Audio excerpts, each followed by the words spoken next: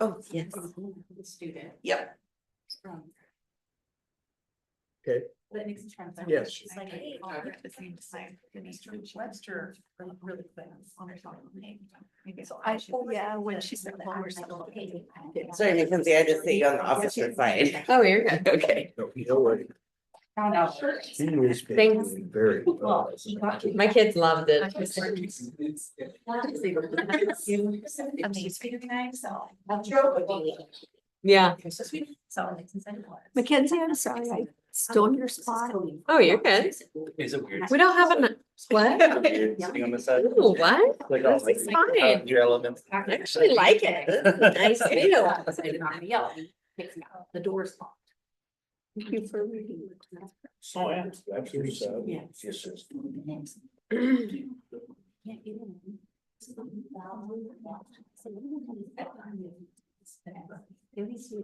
Kenny, are you done in Wilkinson? Are you done with that job? For now. Yeah. She comes out and sits. They just filled it in so they could know it. Gotcha. They just have to weed that whole thing, so they're racing like. throwing it Yeah, five, I can 30 say, hours I talked to yeah. or something, so they figured like, come in here and a half, they'd pay for ourselves, Yeah, for sure. just by being able to, No, that look- big ditch at the old arch. Go past the truck. Go, Yeah. We filled that in, this, Oh, no kidding. just graded it down so they could mow it. But anyway. Yeah, it looks good. Just like. Yeah, it turned out right. Then, I mean, they didn't want to spend a bunch of time on it. Right. It's kind of like they also at the cemetery. there, It's they make it nasty. all- They're going in there. Right. And then they planted trees in it. Very good. Wow. Very yeah. good. Are we at, Good. Blocking the thing. Yep. we're good. So I believe it's the 4th of February of the year 2025. It is 6 p.m. And this will begin the Buckley City Council study session. And on the agenda, we have a park impact fee on A and a cost index And two. increases on B. So I imagine we're going to start with the park impact fee presentation. Yes, thank you, Mayor Pro Tem. Tonight, we are joined by Annie Seeger from Seeger Consulting. She works with Framework Consulting, who does a lot of our long-range planning. Last year, we adopted a park impact fee, and she is going to come and talk about a proposed revision to that drafted park impact fee. Thanks so much. So I don't think the clicker's working, so. Oh, it's not Can I working. just say slide or Yep. would you like me to Yep. come up to the computer? Okay. That's great. No, Okay, yeah, cool. just tell Yeah. me to, just tell Awesome. me to click over. Great. Okay, well, thanks so much for letting me be here. I'm going to talk a little bit about the Parks Impact Fee update. We'll just start with kind of where we're at and where we came from. So the first slide, please. So prior to 2024, December of 2024, when you adopted the new fees, the Buckley Parks Impact Fees had not been updated. Is it not? No, Wrong computer, maybe? no, because I have it in this computer, but now everything's broken again. Okay.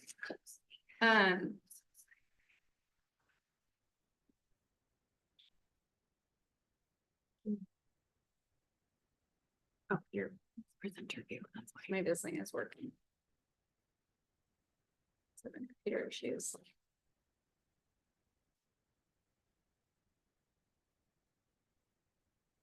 I will just steal these copies for a second. We can just keep going the up slide, if that's okay. I think you guys all have printed out. So prior to 2024, the fee had not been updated since 2016. Your fees also were not indexed to inflation, which means that not only were the fees not being updated on a regular basis to match your CIP, they also were sort of losing purchasing power over time. They were also only established for residential development. I think that is something that many cities have been working towards, is charging parks impact fees not only for residential development, but also on commercial development, with the understanding that commercial development also benefits employees and businesses benefits from a city's park system. And then lastly, state law has changed. And this is the area that we're really here to talk about today. So that state law has changed pretty significantly. One of the things, and the most important for tonight, is that there have been two changes in law. One is that your residential impact fees have to be indexed to the size of the property being built. The reasoning for this is that what was happening is that people were paying the same impact fee on any square footage of home they were building. So if you were building a larger home, you could spread that fee across more square footage, the price per square foot was lower. Whereas if you are building a smaller home, obviously your development fee for that home would be proportionally larger to what you're building. So the idea here, that the legislature had, was that if we index the fees to house size, and that can be either through square footage or through number of bedrooms, that it would motivate folks to build smaller homes, more middle housing essentially. And so it's a housing affordability thing. The other thing that's happened is that, as I'm sure you know, the laws have changed to make it much easier to build attached and detached additional dwelling units. And there's also been a law change that makes it so the fee that is charged for an ADU or DADU can be no more than 50% of the fee that would be charged on the single family residence that ADU or DADU is being built on. So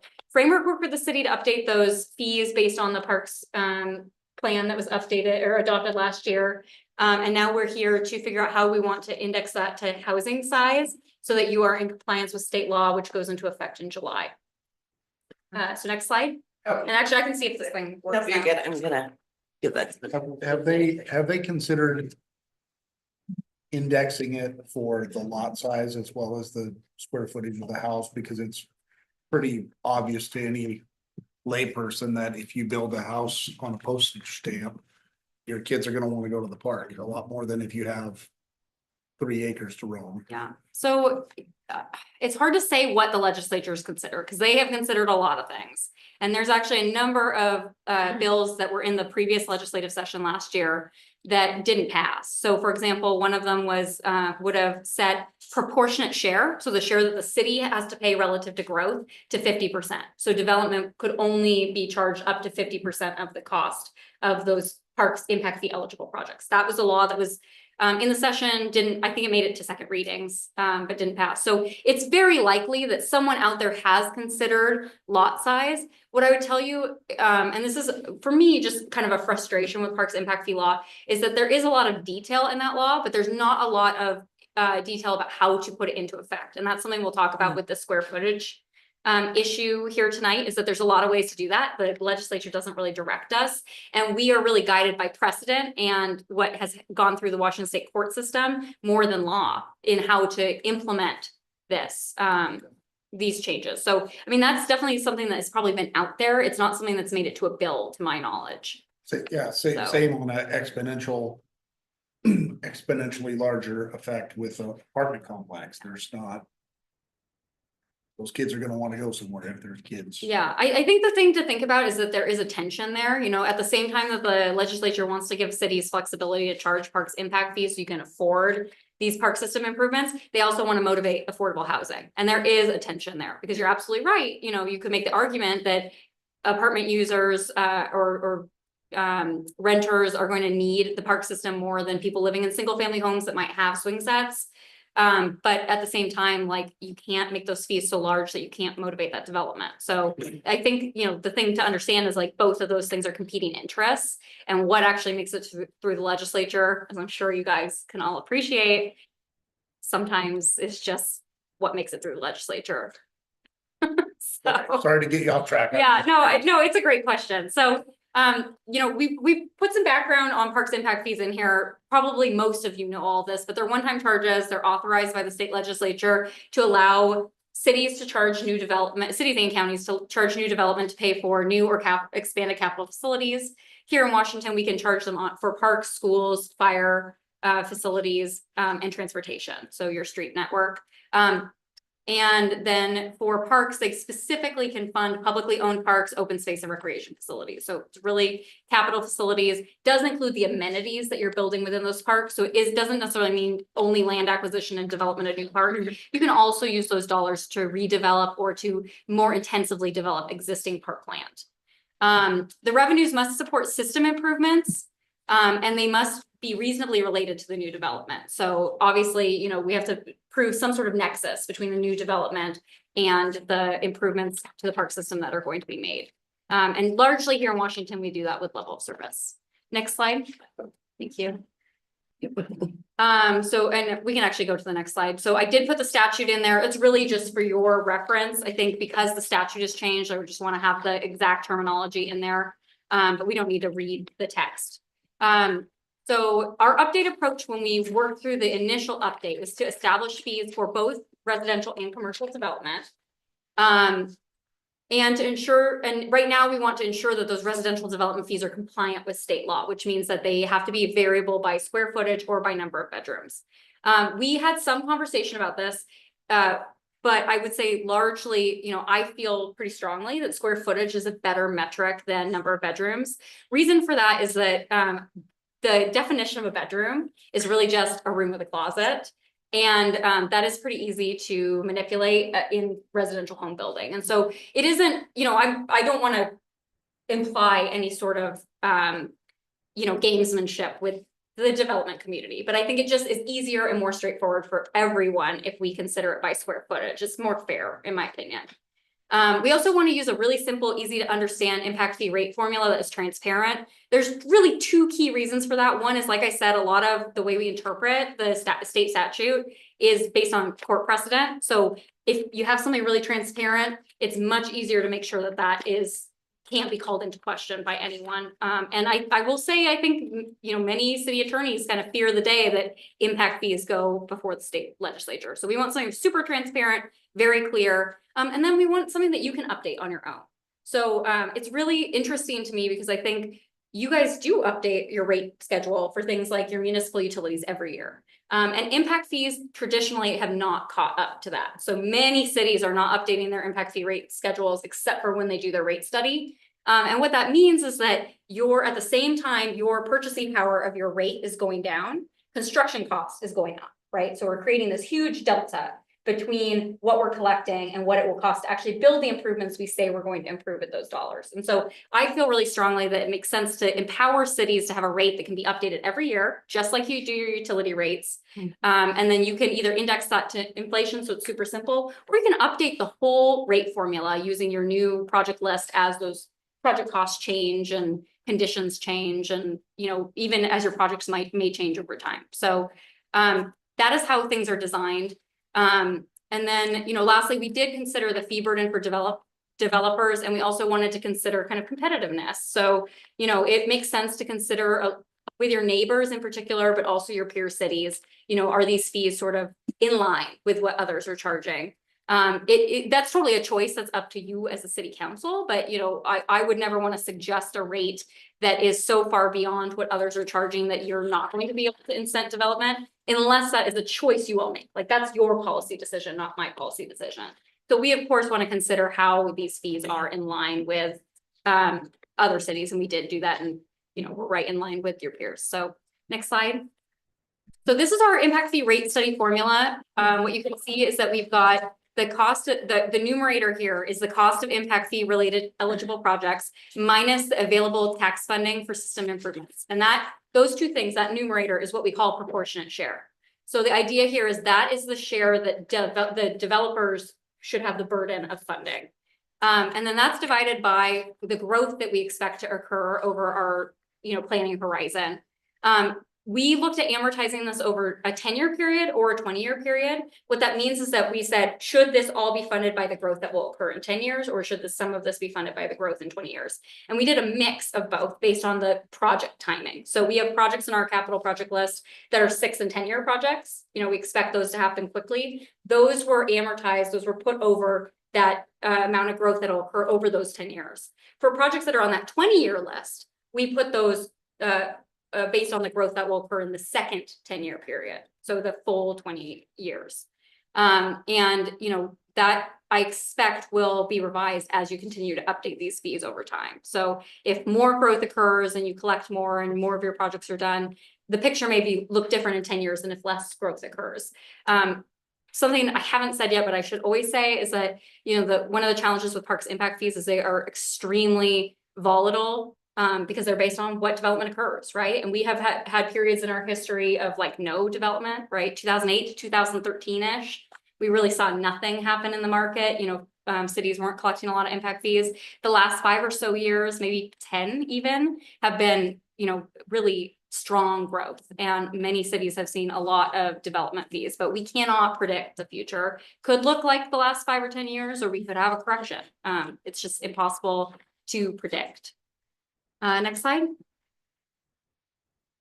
So this is just your expected population employment growth. This is directly from your comprehensive plan. What you'll see is that we just put this in a straight line linear growth projection. In all likelihood, your actual growth will not look like a straight line. It will probably be more volatile than this. Again, I do not forecast, I project. So I can't forecast like those hills and valleys because quite frankly, as an economist, we expect a correction every 7 to 10 years and we're on like year 14 at this point. So if I were to do this, I might have expected a dip that hasn't already occurred. So we just projected over that 20-year period. And what we expect is that those hills and valleys will even out. So over that period, it looks about like this amount of population and employment growth. So over 10 years, we're expecting about 1,000 new residents and about 440 additional jobs. Next slide. So one of the things that is new in this impact fee rate study is because we are extending impact fees to commercial development, we have to figure out how to charge, what is the share that commercial development should bear versus residential development. And the sort of prevailing way of doing this, the way like your peer cities are doing this, is to consider employees' use of parks versus residents' use of parks. This is very similar if you look at like Sumner's impact fee rate study, for example. This is exactly what they did. It's just been updated with your specific information. So what we look at is the hours per day that folks can use your parks. That's based on two things. It's based on, for employees, how long they're in the city. We expect, you work 8-hour shift, you have a 1-hour lunch. For residents, it's based on the open hours of your park system. And then we look at the days per week. So for residents, we're looking at 7 days a week. Employees, we're looking at 5 days per week. One thing I'll say here is that this is an area that cities have completely in their control. You can put whatever variables into this that you want to. You can relate employees and commercial development however you want. You could even say treat them one-to-one. Because it is not prescriptive in state law, I find that it is good to refer to what others are doing and to use, and this is something I used in Sumner, for example, just because then you have, the power to say this is like an accepted method for looking at this. But certainly there's nothing stopping you. There are cities that look at employees and residents on a one-to-one basis. To me, this makes complete sense. It would say that the resident sort of impact is, or the employee impact is about 40% of a resident impact. So that is the assumption that we put in the rate study right now. Again, the rate study formula is completely transparent. So if you want a different conversion factor, it'd be really easy to put anything you want in there. Next slide. So the other thing we have to look at for proportionate share is what the city will provide in terms of revenues for future parks improvements, not only for your non-impact fee eligible projects, but for impact fee eligible projects. And so we just looked at historically what you've provided. What you can see here is just sort of the dollars that were collected and what was spent relative to impact fees. And what you can see is that beyond impact fees, revenues for these projects have been pretty irregular. They've primarily come from general fund appropriations. So, transfers from the general fund that have been made on a one-time basis. So there've been more than one, but it's just been kind of as desired. Those transfers have been made. There's no sort of dedicated share of the general fund that goes to these projects. And then also interest on impact fee revenues. So there hasn't been a tremendous amount, but over time, about 29% of Parks Capital projects have been funded by non-impact fee sources. That's actually pretty high for proportionate share. I would say like a lot of cities have a proportionate share that is less than that. And so and given your current financial situation, one of the things we talked about is that might not be realistic for the future. And so we actually plugged in a different assumption for your proportionate share, which is 20%. It's a slight, 9% less, slightly less. But the idea there is that, you still do have to make some contribution. This is an amount that we think makes sense. And the other thing we always want to consider here is that if you do have competitive funding, you will need matching funds anyway. And so that 20% gives you enough money to play with that is not impact fees that can be used for any of your future parks projects. So that is the justification of that assumption, but you can sort of see historically it was about 29%. Next slide. And this is what I just spoke to. I guess I forgot I had a slide here, but again, within the impact fee rate study, we got that. No, you're great. Oh. That's great. We have that 20%. So the other thing we have to look at is that the other part of that proportionate share numerator is the project list. This is the area that is taken directly from your PROS plan and your capital improvement program. What we found is that based on the adopted level of service, the city needs to develop about 11 acres of community parks, 9 acres of neighborhood parks, and 3 acres of natural areas or open space, in addition to the acreage needed to meet existing needs. So what that means is that you already have some acreage you need to develop to meet your existing level of service based on today's population. What that is called is an existing deficiency. So you cannot use impact fee impact fee dollars to fund that existing deficiency. But what you can do is you can say, what are the acres we need to address growth? And then that is what is all impact fee eligible. So this is what we identified as impact fee eligible, is this number of acres. And what we did is we matched that up to capital projects. So on the next slide, you will see our growth eligible capital projects list. And the city anticipates a little over $4.5 million in growth related park system improvements between now and 2044. So again, what you can see on that slide is that some of those projects are in the 6-year and some are in the 20-year. And that's differentiated by the 2 time periods on the right hand of the slide. So those are all projects. Again, they're directly from your Parks, Recreation, Open Space Plan and your capital improvement program. And what we've done is just identify those projects that don't address the existing deficiency, but instead address the need for new acreage to address growth.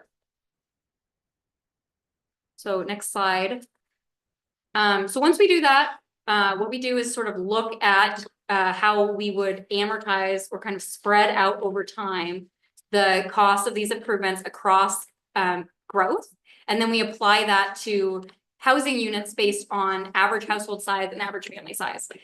This again is an assumption that many cities make. It is not something, you do not have to use specifically these metrics, but what we find is that a lot of cities use the average household size for how to apply the dollars needed to like apartment or multifamily uses, and then average family size, which is slightly larger. These both come from census.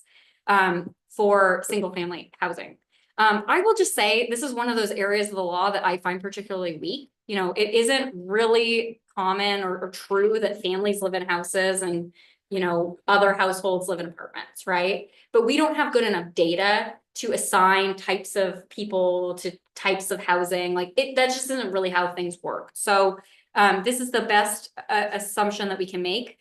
There are cities out there that charge the same for multifamily and single family uses. I think that is pretty uncommon. Most cities charge a differential rate slightly less for multifamily per square footage than single family. And again, this is how many cities apply this. I do want to point out here that we looked at this with the historical proportionate share of 29%. We also looked at this with the other proportionate share of 20%. And again, you know, we felt that it's not realistic to assume that you'll have 29% available in the future to fund the proportionate share, and it made sense to use that slightly lower assumption and say the city is going to pay less towards those projects. But, you know, it is just an assumption. So next slide. So what you can then see is what our proposed impact fee rate is. And what we have done here is just for maximum flexibility. We have proposed the impact fee rates based on a square footage. There are many cities that have elected to do this in bands, and this is something that you can totally do. And we could do this very easily, you know, before you adopt. So many cities have chosen size bands, and they'd say, okay, if you are building 0 to 500 square feet, this is going to be your flat rate. If you're building 500 to 1,000 square feet, this is going to be your flat rate, you know, et cetera. There's 2 challenges with that. One is that you know, I think that is an interpretation of the law that could always go before a court. This is a new law, it goes into effect in July. So we actually don't know how the court system will interpret it. But, you know, many cities are doing that. So you could certainly come up with those size bands. The other challenge is coming up with the size bands themselves. So one of the things that is tricky is that once you create a size band, you know, developers might be motivated to pick the sizes that they want to build their homes. We did look at your permit data from the last, I think, 6 years. And what we found is that all of the permits that had been, you know, provided were for single family homes. The average size of those homes was about 2,500 square feet. So that's why I've used that as my example here. there were definitely examples of homes that were about 2,000 square feet, and there were some homes that were larger, but it wasn't a huge range, right? So when you're talking about those size bands, yes, we would have to account for homes that are being built that are less than 1,500 square feet. But what we really are focused in is that 1,500 to like 3,000, maybe 3,500 sweet spot. And that's where you would have to establish those bands. And again, I feel like that's a policy choice that you all would need to make. I can certainly make suggestions based on your preferences if you prefer to have size bands. But I think it's totally appropriate to do a totally variable rate. You know, it's the tension here, like the balance is it creates more work for community development and parks as they implement those fees with developers. The other thing to note is that due to the other law that I talked about at the beginning of this presentation, your ADU, DADU fee has to be 50% or less than the impact fee that would be charged on the primary residence. So what we could do is we could set the impact fee rate to half of $1.42.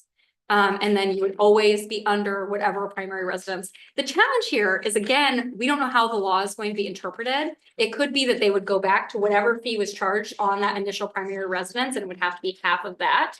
Or it could be that you can just cap the rate. So what we've suggested for right now is to keep the previously established ADU, DADU rate, and then you would just, when those permits come in, you would have to cap it. So if the single family that had been built was 2,000 square feet, you would have to cap the ADU, DADU impact fee rate based on that. So if they had built a 2,000 square foot single family residence and this ADU is 1,200 square feet or something, the fee would be less than 1,200 times $1.88, and you would have to calculate that. Super simple, can be done in an Excel spreadsheet. We'll provide that.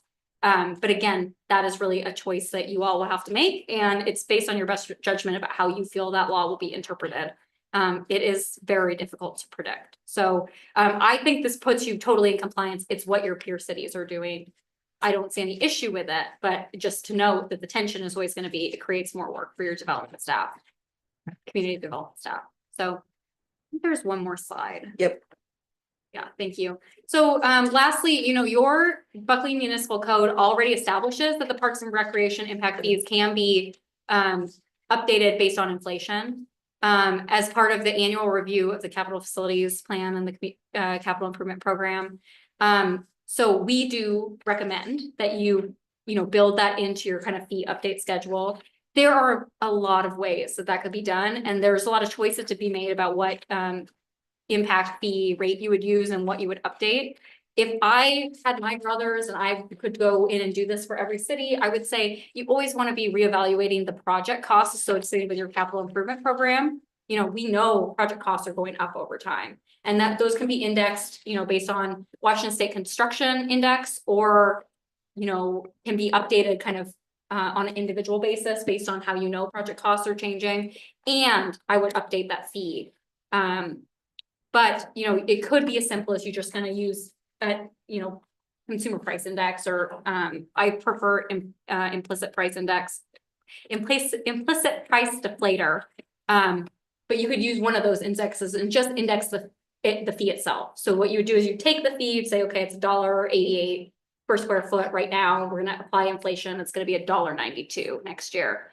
The thing to note here is, or the tension is always going to be that it is hard for developers. Anytime fees are going to change, makes things less predictable for developers. So we always want to balance the choices we make here with what is going to be predictable and understandable for developers. It may mean that maybe you don't want to update it every year, you want to update it every 2 years. Certainly that could be a choice that you would make. But again, these are all really policy choices. And what we want to do is hear from you what your preferences are, and then empower you to make those policy choices. So those are a lot of the choices you have remaining. And I think that is all my slides. Yep, that's it. Thank you. I would like to say that was a very fabulous presentation. I really appreciate the in-depth that you had, and we're going to go around the table, but looking at one of the first slides is that our impact fees were last updated 9 years ago. And so this is a timely thing. And what I gleaned in some of the last portion of her presentation, I think I'm a fan of the size band. Cause we have residential zoning here, we have the R6000, the R8000, other things, and so everybody's in those places are equals, right? Commercial's a different thing. The multifamily, I think, should be based on, I don't know yet, but a multifamily housing unit. And the ADUs and the DADUs, I have no clue, but I think, and we don't have a lot of those, but that is something that is a new thing that's gonna be coming and going, which is a great thing. But as far as residential developments go, I'm a fan of the size band. Because of my neighborhood is zoned R8000. Copperwind is zoned R6000, and so on and so on and so on. So everybody pays the same, or the developer or the purchaser of the home would pay the same amount. And no, we don't need to go buy bedrooms because I have a 5-bedroom house and only 2 of them are occupied. The rest have a bunch of stuff in them. Let's go around the room. Councilmember Burbank. How, if it wasn't size bands and it was by square foot, how many increments do you have to have? Like, is it in increments of 500? Is it? Square foot. It's just, you just have a Yeah, calculation so- for exactly the square foot and you Yep. just, okay, all right. Councilmember Green.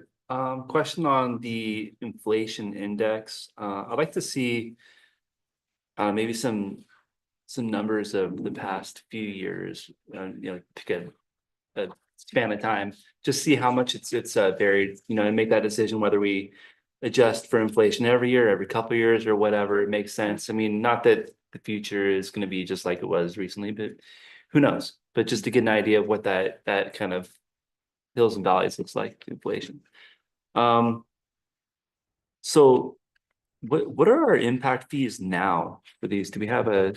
Right now, for a single family residential, it's $1,624, and for a multifamily residential, it's $1,331. Last December, we brought forward higher rates that are closer to what we presented. I was just trying to find what those dollar amounts were. Do you recall? You could probably pull them up. That was before we realized that the RCW was changing and that we needed to reevaluate, and there were a few more variables that we wanted to discuss as a group before we set those rates. But right now, we do not have any commercial or industrial park impact fee. So this would be establishing more of that cost sharing as well as increasing the rates likely for single family and multifamily developments.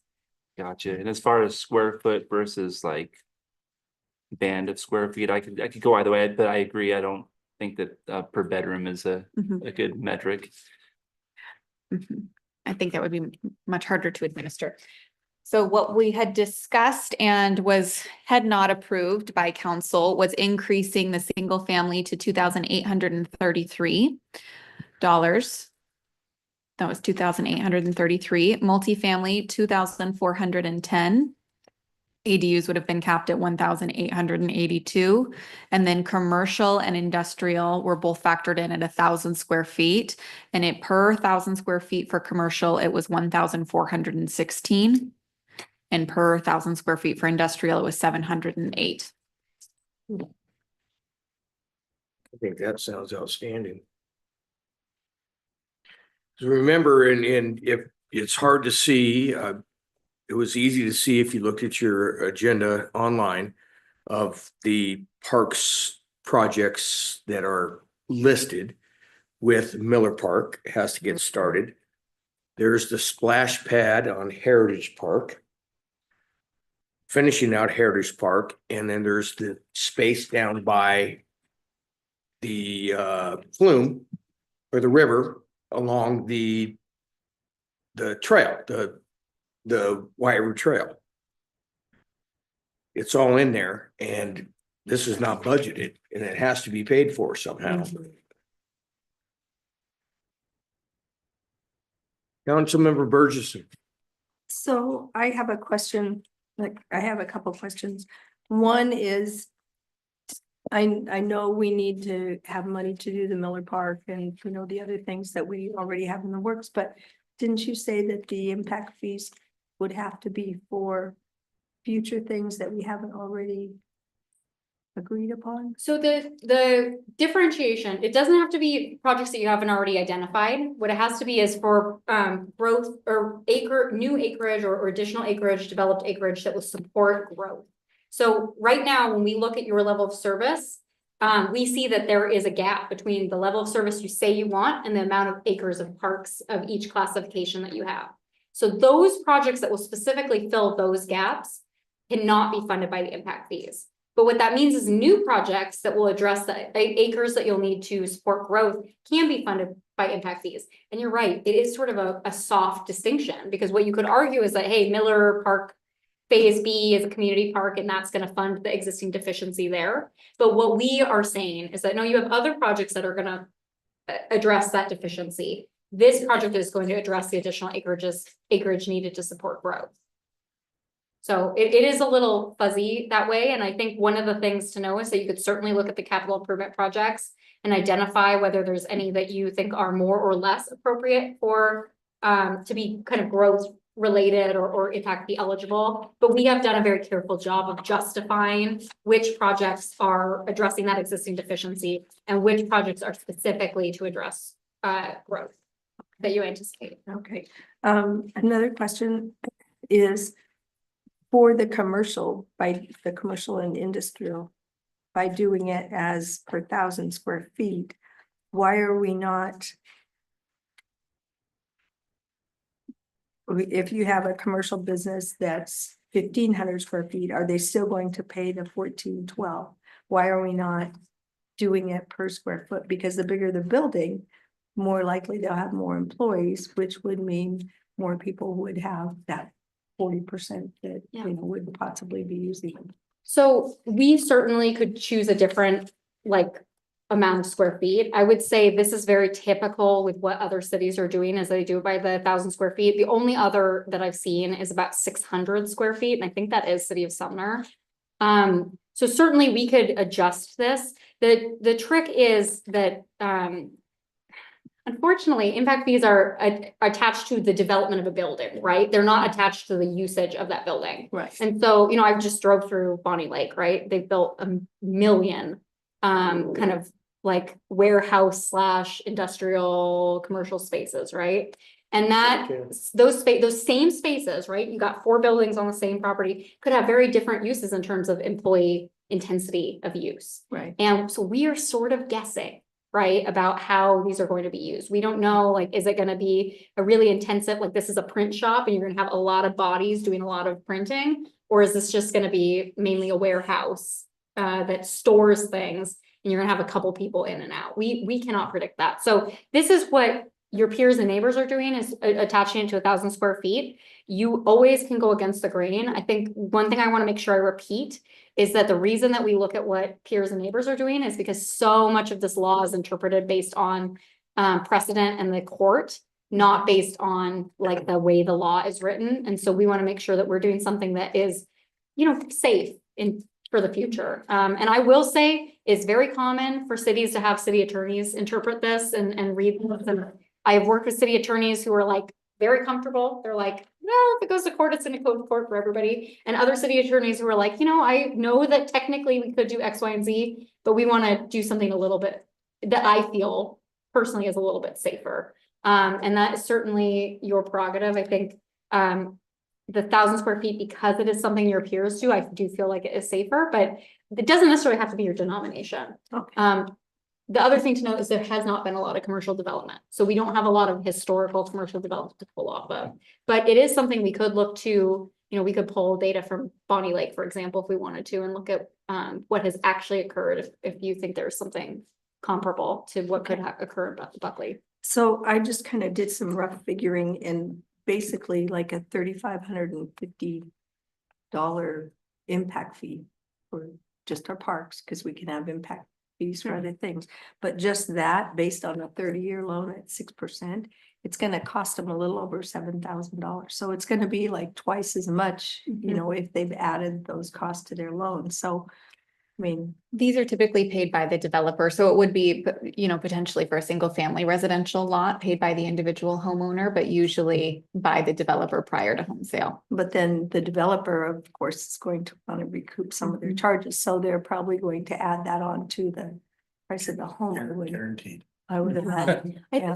I think the tension here is always gonna be that at the same time that that is true for developers, your park system costs are going to continue to go up as well. And so, you know, we have to decide how do you want to balance your, you know, a desire for affordable housing and for making development affordable with how much you need to collect in order to make these really necessary park system improvements that will be needed for growth.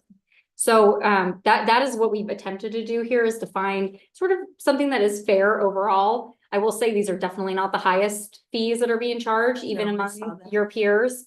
But you know, that is, again, it's a policy choice that you all as city council really need to be empowered to make. And if you direct me that these fees are too high and we want to make sure that they're capped at something that we think is fair for developers, that's certainly something I'm happy to do. It's just the counterpoint of that will be that you will collect less money for these parks projects, and your proportionate share as a city will have to be higher. And we'll need to figure out how you're going to fund How we're that gonna get with that. tax dollars. And, you know, tax dollars also come from the homeowner. So, you know, Right. sort of a balance there. What do you do when you can't afford it now? Well, Can't afford 20% right now, so when you collect all these fees, if you don't have the 20%, you don't have the 20% to do it, right?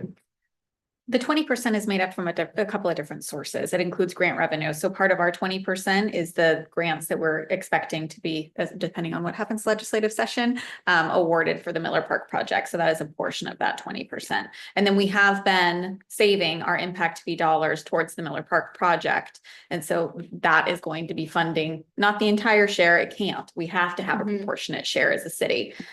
So right now we're putting ourselves in a position to be able to fund future improvements. That's why we're able to do Miller Park, and that proportionate share will most likely come through grants.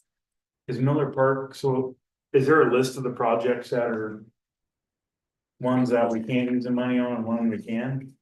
I don't How do you have, determine that? yeah, so I don't have it differentiated in this presentation, but I do have it right in my spreadsheet. It comes directly from your capital improvement program. And the way we identified projects that were growth eligible versus not was two things. One is based on that level of service standard. So again, we know based on your current level of service that's been adopted in the 2024 PROS plan that there is a deficiency. There are acres that you need to provide if park system acreage and neighborhood and community and open space parks to address that existing deficiency. And so we identified projects that would fill that amount of acreage. The other thing is there's certain projects that are just obviously not appropriate for impact fees. There's a wayfinding project. I think there's a basketball court redevelopment where it's like going to be the same amenity, just replaced. And so we did kind of go through with a fine tooth comb and identify which projects do we think, yes, we can prove a nexus to growth versus which projects just obviously aren't growth related. And I can just pull up that list really quick and tell you a little bit about the projects and the total dollars. Yeah, it would be like the Elk Heights replacement for the playground structure there. Anything that's more considered maintenance of operation of our existing facilities. If we were to take one of those playgrounds and make it a significantly larger playground structure or expand the overall square footage because we had a new development located nearby, then that would be able to make an argument for some impact fees. But again, not entirely. We would still have to have some city proportionate share funding. Yeah, so we have Cemetery Road Dog Park, Foothills Trail Musical Mile, Vanderhoof Memorial Garden are 3 examples. So these capital parks or projects based on level of service, who comes up with those numbers? Is that state regulated like forest mandate, or is this just something that the city that we came up with up to the 11 acres, 9 and 3? That was through our pros plan, and those totals are taken from, what is the We went over, standard? yeah, the lever of standards we set when we did the pros plan process. So level of guys standards is set by the city, right? Yes, It's not state mandated. no, So the level, we could lower the our standard level, right? And was that the having a park within half a mile of everything? yes, it had to do with that, and then we looked at what the average is around the state of levels of service. And compared cities like ours and what their adopted levels of standard were, and use the like practice similar to how we're looking at the rates with other neighboring cities. In terms of the three categories of community park, neighborhood park, and then just having open space that's publicly maintained. Okay. Mayor, I'm gonna switch gears a tiny bit, and tell me if I'm out of bounds here. One of the biggest complaints that I've heard throughout the community for many years, is as the developers for large developments, not 3 houses, when we're building 20 or 30 or whatever at a time. Do we as a city have the ability to collect these fees? Because the way it's been done in Buckley for a long time is the developer's given the option to either pay the impact fee or provide a park. And they run the numbers and they go, well, we can save $100,000 by putting in a little park that will barely meet the standard. So that's my biggest concern is through this process, and maybe this isn't the place for it, is to take that option away from the developer and say, we will do what's best for the overall city, not for that particular development. It's an update to our municipal code and our design standards for the municipal code, separate and apart from the impact fee discussion. But I do think it's something that we'll be reviewing this year as part of our code updates. Okay. We've also talked about the conversation of having minimum standards for any type of park infrastructure that's installed as part of private development, which we don't have today. And so, for example, when Elk Heights was gifted to the city, it was maybe not used with the quality of construction materials that we would have done, and its life cycle needs to be replaced already.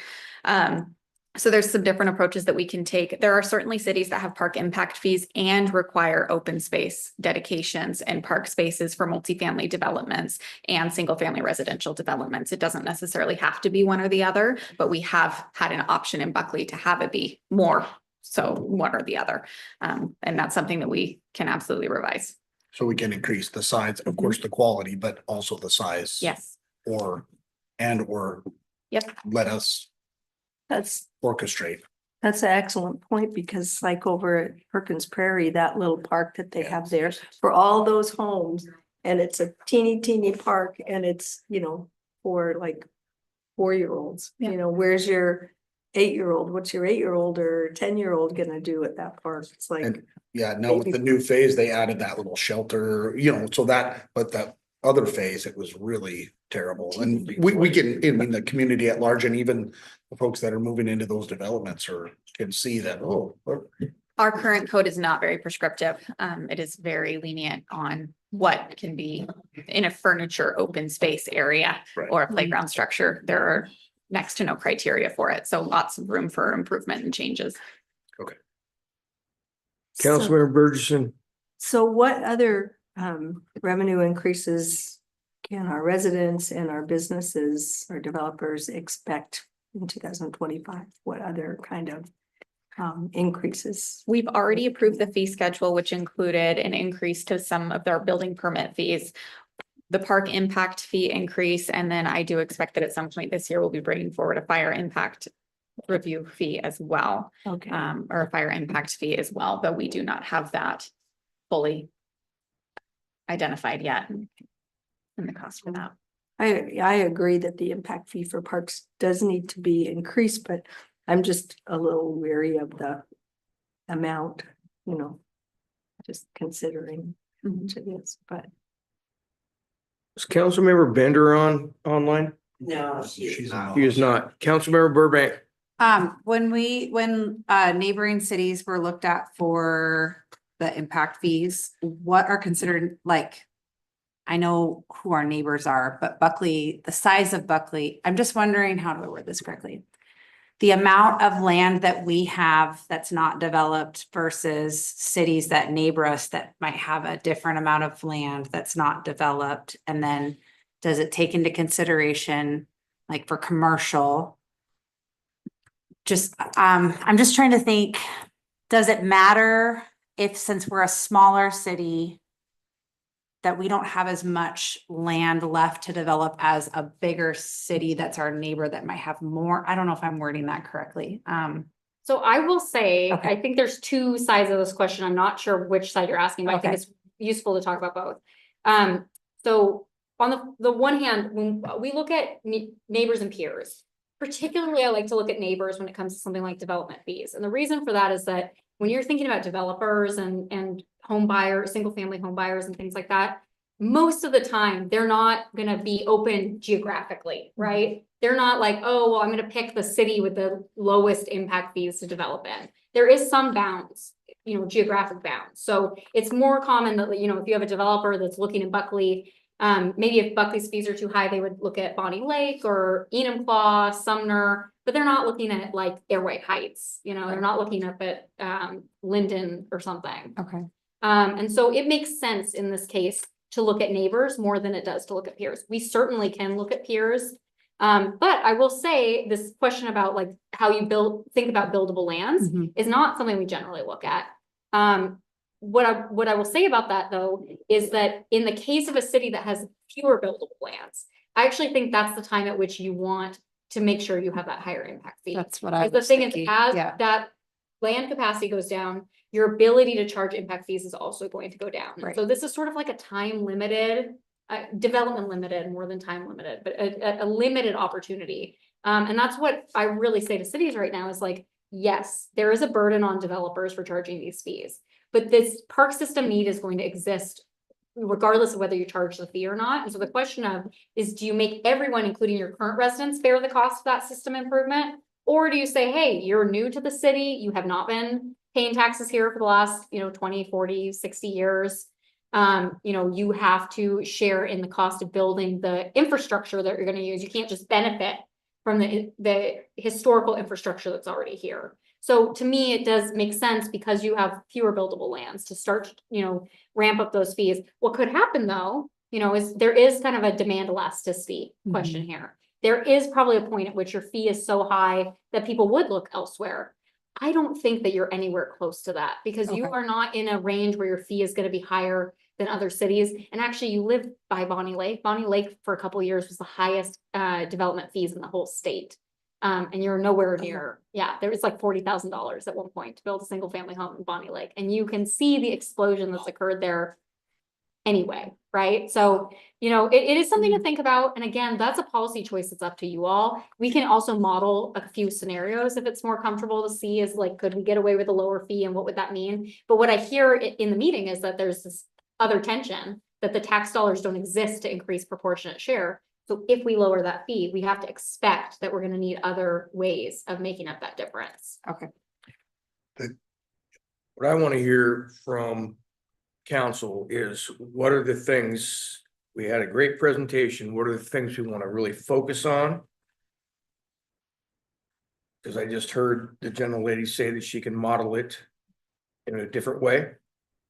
What are the things that we want to really focus on? Councilmember Green. So one, I think that like absolutely we should move forward with this in some form. I mean, these fees go towards developing the services that are going to be needed for the future growth we're going to see. And so, we don't want to have to go back and have the conversation about levy lid lifts and things. This is a lever to pull to see that those kind of services come about. I'd like to see going back to the square foot versus the buckets, Band. I guess, the bands. I'd like to see some options on the bands versus square foot per square foot to see what like the revenue that would come in would be compared like in each of those scenarios. Maybe I was mistaken. I thought the size band was the square foot thing. Well, there's a square footage and then there you can create bands of square Bands. footage and say it's a Yeah. flat If fee it's in this. instead of for every. Thousand like, square foot. I stand corrected. I agree with you. I misinterpreted what the gentle lady said. So no, I agree.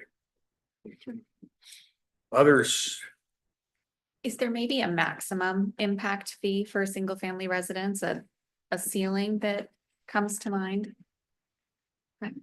Oh, somebody builds an 8,000 square foot house. I They mean, should pay for it. yes. Yeah. What's considered, what's considered high? Like, I don't know. That's where the bands, you could say, if you're Oh. over 4,000, it's I You have could make this it have here. a larger step, not to discourage Oh. large, or two. Three Instead of doing per square foot, Right. it reads. Well, and even per square So footage, Bonnie if Lake's- 8,000, well, that's Yeah. double the impact fees. So, I mean, I think something to say here is if you're building an 8,000 square foot house, have money. like, maybe you should pay the impact fee. That's just, maybe that is not a fair thing to say, but I will put out there that I think when you are indexing, I'm all for a ceiling when you don't index this to square footage. But I think when you index to square footage, it does make sense to continue to charge that fee. Because otherwise, you know, I want to think about this from a fairness perspective too, right? Like ethically, like, is it fair for you to pay more on your, 2,000 square foot, single family home that you have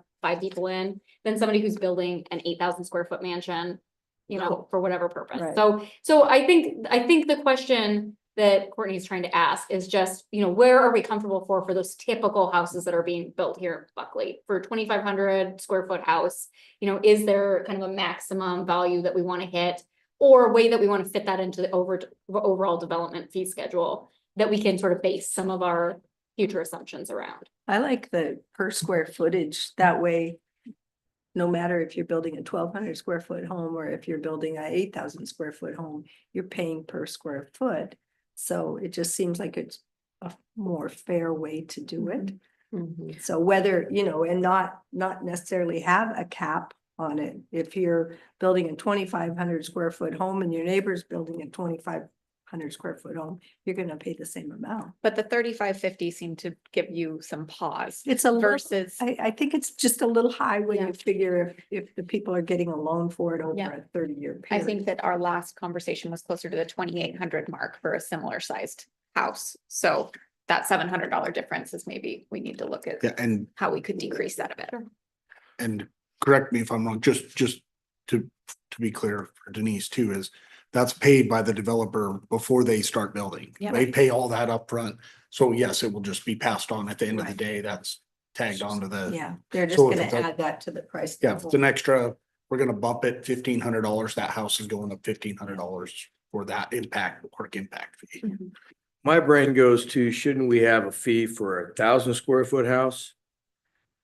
Another elevated fee for a 2,000 square foot house? Oh. Another elevated fee for a 3,000 square foot house? At the Like band, that you it's can linked create the to that. bands and Oh, charge per square footage in this band. It may be a little more. Yeah, you can. but then you could get a developer that says, okay, I'm gonna build all my homes at 1,900 square feet, so I'm paying the same amount Mhm. as the developer that's building thousands. The market will, that's a juggling act that they have to Right. figure out. Remember though, all of our buildable lands in town, well, not all of them, but most of them, well, the developments have been put in are R6,000 or R8,000, and there's others that are different than that.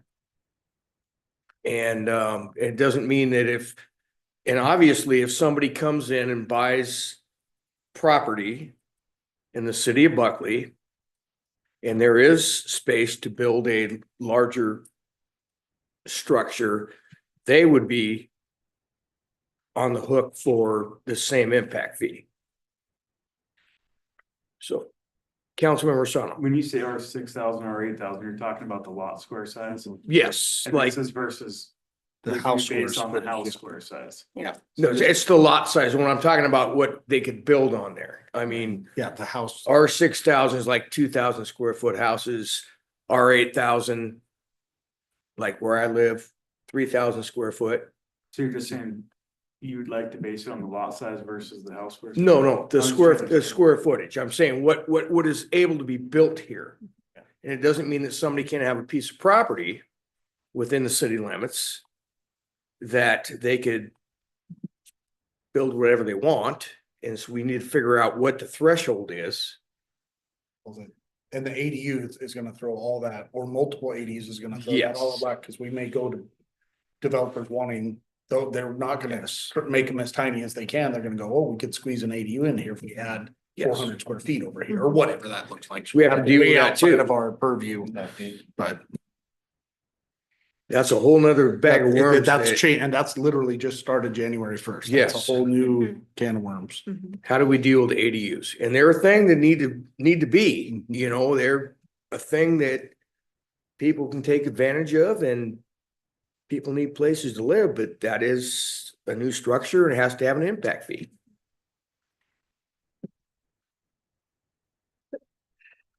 I think we had a pretty comprehensive presentation. I think we need to figure out how to dial it down into something that we can work with. So something I find helpful in this situation is to run some scenarios that we think could actually happen or are currently happening. And so one of the things that I could propose, I think we could talk about size bands and like the relative, do you set it at 2,500 square feet to, at every 500 square foot increment or whatever? You could talk about that all night, right? There's probably a million versions of that would be okay. What I like to do is use what's happened historically to inform what could happen. And I think what I'm hearing is if we look at sort of the typical development that's occurring, particularly as it goes across your different types of zoning, we might identify some specific scenarios. We could also pull into that, where are places that we anticipate ADUs or DADUs being built? And we could build some scenarios that include those and then just use that to inform the size bands. The thing about the size bands is that it's really just, these are dynamic cut points, right? You make the decision about where you make the cut point, and then you have to decide, is it the average fee that would have been charged? So like averaging what a 2,000 square foot and a 2,500 square foot house would be charged and average it? Or is it the maximum fee that would have been charged in that size band?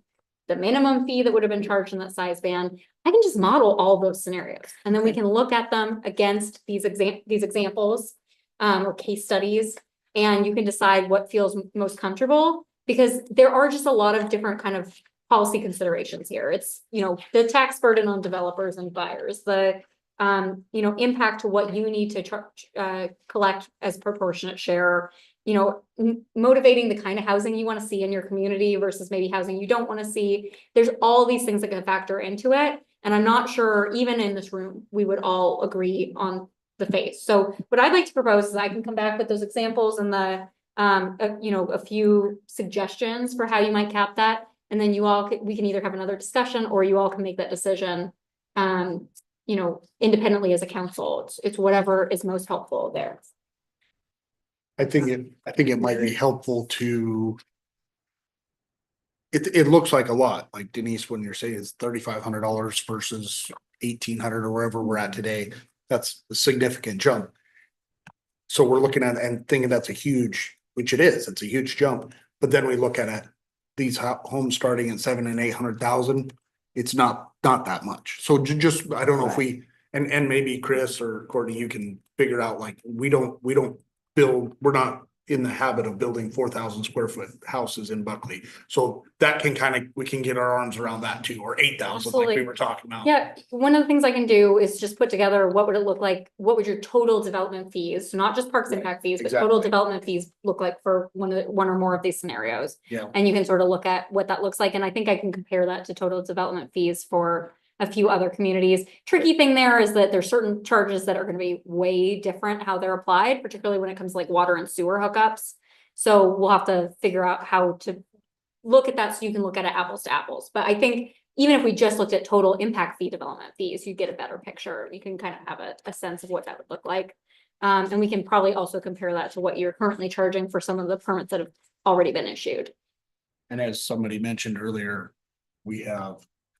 we're almost guaranteed to add a fire impact fee that we've never had before. So that's going to be another little chunk so that we can add that on that fee schedule as well, and say, yeah, it's going to get, and I can tell you from a little bit that I know that there are larger developers out wherever, they go, wow, this is great in Buckley. They're not up to speed on this and this yet. And so we're getting there. We're coming up to speed on that. Whatever that might look like. There's lots of other cities, lots of more regulation and all these little, they're not little fees when you add them all together, but yeah, that would be great. And don't forget for 1 second that the person who has to put up the fee, pass it on to the person who's buying it. And that's just the way it is. And it's way understood. And that is the way the economy works. And Chris could probably speak to this, but the way it comes in from the complaint department side. Is the individual homeowner wants to build a house, they're like, I built a house 3 years ago. And the impact fees were 25,000, now you're talking 50 or 40 or whatever, the developer's like, okay, we'll build that in. So that there's two different schools of thought. Yes. Any other questions for the gentle lady? Nice presentation. Thank you very much. Thank you all. Thank you.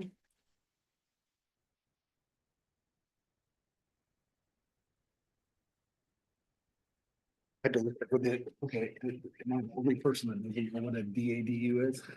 I looked it up because I don't know what a DADU is. I know what ADU is. So you know, I gotta go back and look. It's detached. It's an ADU, it's just, I didn't, Oh. is that disabled? I don't know what the D's for. But the ADU is. ADU could be attached apparently, and then. Oh. It never crossed my mind. I just looked it up. figured- So I'm like, I always figured it was ADU just is an a- alternative dwelling. Accessory dwelling. Which Yeah. in our, most of our minds is a mother-in-law, which. Yeah. Yes. But I was like, I don't even know what a DADU would be. It's the same thing. It's just like apparently the ADU would be Specifically, it's attached. attached Okay. with a breezeway or right up to it. Right, or- yeah. We've been doing a bunch in Thank you. Seattle, Bellevue, all those areas where they're 275 DADUs. square feet, yeah, the DADU. 275? So the next thing on our agenda is cost index fee increases. We're talking about fees.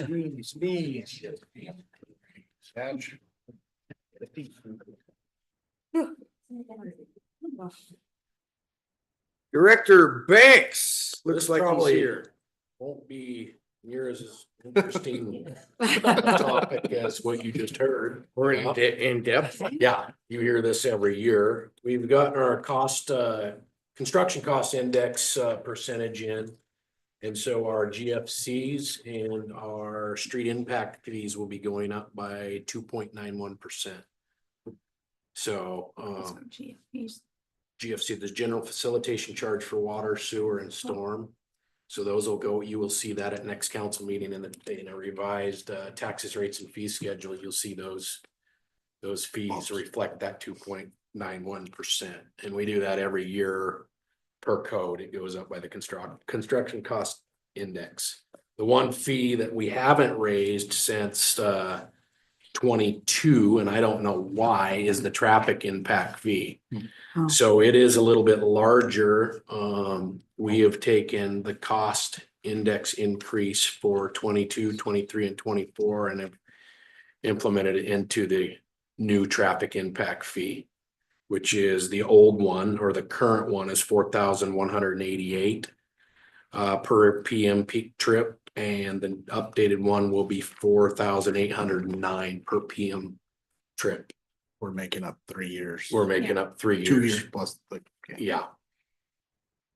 So does Dom know any, I don't know how we, Dom, is Dom, are on. you on? Yep, just how we missed the. hold on, I gotta make him a panel. I don't think him and I have talked. Okay. It That's just okay. was an oversight. The fee schedule used to be cited in the code and not in the taxes, rates and fees. So I think when we updated the actual taxes, rates and fees document, it just slipped by the wayside and just, yeah. So now that it's actually in the taxes, rates and fees document, it'll go up by this construction content. Okay, Construction cost index every year or annually. This is considerably lower than last year. I believe last year was a double-digit increase or close to it, if I remember right. So, The Everything costs. cost of things slowing down a bit. yeah, the current water GFC is 8,695. The updated's going to 8,948. The sewer, the current one is 7,704. It'll raise to 7,928. The current stormwater GFC is 10,138 and it'll raise to 10,433. So What was that last one? 10,000 or for stormwater. Storm. Yeah, that $40,000 mark is pretty accurate. Yeah. For an entire package for a single family residence. Well, And that's no school impact fees not in there. No That's- school That's not fees, no, right. Yeah. I don't know what that is off the top of my head, do you? close to 4,000. When I paid 2020, it was 4,000. Yeah. So we're pushing 50K. Also remember. We- It's not all. Right, closer to you. Oh. No, No, it's not. So just making you aware, you'll see that at council next Tuesday. And Question. then, Go ahead. no, go ahead. I was gonna move off this topic for something that's not on the agenda real quick, Just just gonna ask if anybody had any questions for Director Banks on this, we update every year. Yep. It's been a few years since we've done it. On the traffic. on the On traffic. the traffic. Yeah. Yep. Please proceed. Nobody had anything. Okay. I don't know if any of you have noticed the big red piece of equipment out off Levesque Road at one of our well sites. We have had we need to do some unforeseen repairs to that. It gets pretty technical on what those repairs are.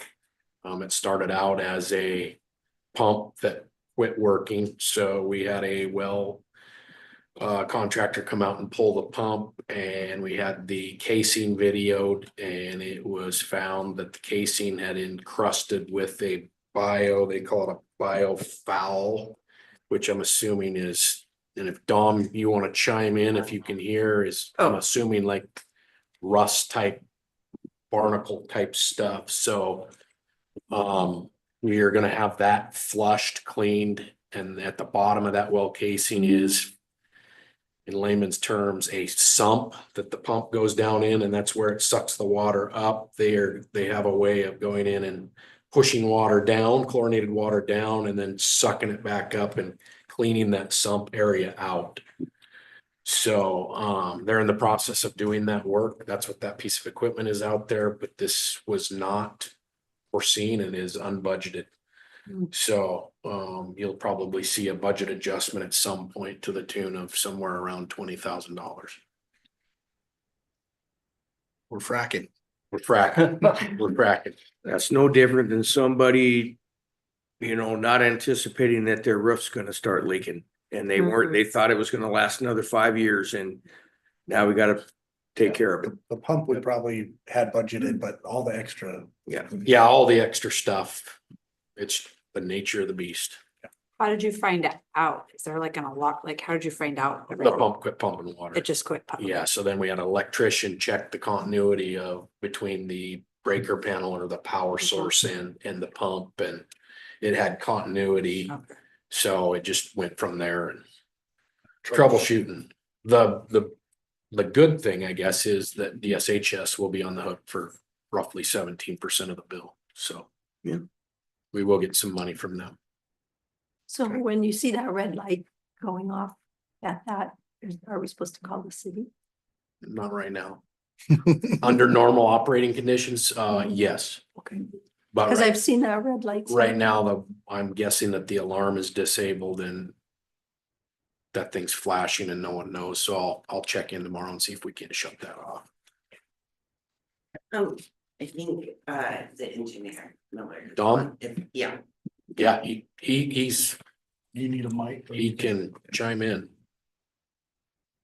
Yeah, I can hear, but I agree with what Chris is saying. It's something that, equipment wears out and, something 180 feet in the ground, you don't know what's going on until you TV it and get a good idea about how bad it looks. And the video is pretty rough in terms of how the screen is really encrusted.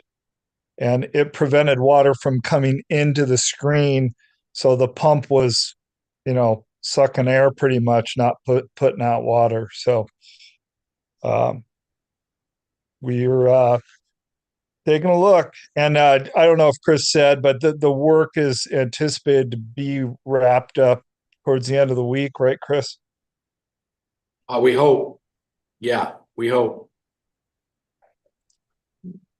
That's the plan. But they have told me that no guarantees, but that's the plan. Any questions for the engineer? Thank you, Dom. You're welcome. Anything else on this? That's all I have. Thank you very much, Director Banks. Moving down to C, City Council comments. Go around the room.